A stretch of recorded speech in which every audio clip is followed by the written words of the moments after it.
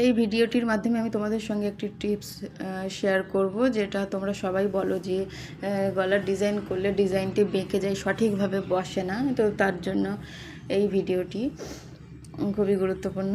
তো আমি এখন যে পদ্ধতিতে আমি পেপার পেস্টিংয়ের উপর ডিজাইনটি করছি, এইভাবে তোমরা যদি ডিজাইনটি করে গলার উপরে জামায় যে মেন পার্ট সেটাতে বসাও, তাহলে গলার ডিজাইনটি বেঁকে যাওয়ার সম্ভাবনা থাকে।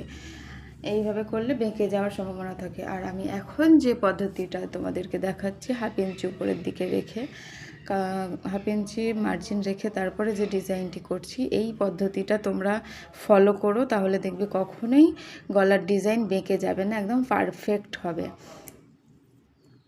তো এটাই ছিল একটা ছোট্ট টিপস, আশা করছি তোমাদের কাজে লাগবে। তো এই ভুলটা তোমরা করো না, উপরে যেটা দেখিয়েছি এই প্রসেসটাই ফলো করো।